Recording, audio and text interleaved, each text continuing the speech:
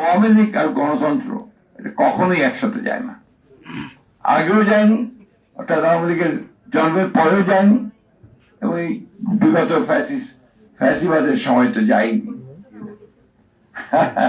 That's true. এই সেটাও যাবে না।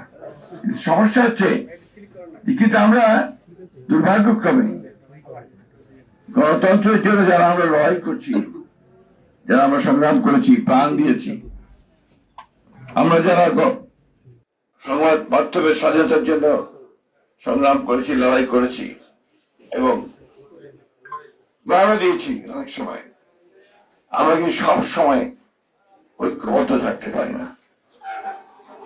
আজকে দেখুন, যখন একটা রক্তাক্ত সংগ্রামের মধ্য দিয়ে আমরা যখন একটা স্বাধীনতা পেয়েছি কিছুটা, যে আমরা এখন একটু অন্তত সংবাদপত্রের স্বাধীনতাকে নিশ্চিত করার একটা ক্ষেত্র তৈরি হয়েছে, এবং আমরা এখন পর্যন্ত যেটা লক্ষ্য করছি যে বর্তমান সরকার এই সংবাদপত্রের স্বাধীনতাকে রক্ষা করবার জন্য কমিটেড আছে এবং তারা কাজ করছে। সে বিষয়ে আমাদের তথ্যমন্ত্রী সেই কথাগুলো বলেছেন। কিন্তু অন্যদিকে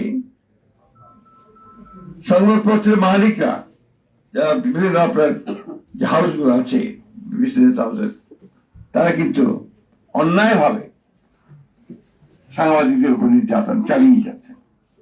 আমি একদম বলতে চাই খুব স্পষ্টভাবে, গতকাল আমাদের প্রেস ক্লাবের সভাপতিকে যেভাবে পদত্যাগ করতে বলা হয়েছে, এটা কোনো সভ্যতার মধ্যেই পড়ে না।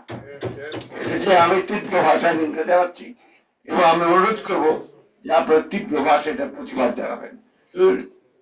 আপনার বিষয় নয়, একই সঙ্গে আমাদের অনেক সাংবাদিক বন্ধু আছেন যারা এই আক্রমণের শিকার হচ্ছেন, নির্যাতনের শিকার হচ্ছেন।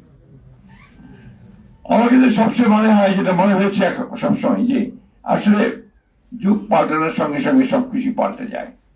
আমি এর আগের দিনে বলেছি যে আমাদের তারা আজকে 1975 সালে 76 সালে সাংবাদিকরা যে অবস্থায় ছিলেন, এখন কিন্তু সে অবস্থায় নেই।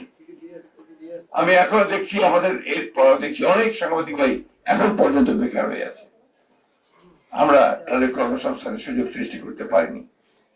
আমি আশা করব যে আমাদের একজন যোগ্য তথ্যমন্ত্রী আছেন, তিনি প্রচেষ্টা চালাবেন, এবং আমি সাংবাদিক ভাইকে অনুরোধ করবো আমাদের বন্ধ হয়ে যাওয়া যে সমস্ত সংবাদ মাধ্যমগুলো রয়েছে, দৈনিক বাংলা, টাইমস, এগুলোকে চালু করার জন্য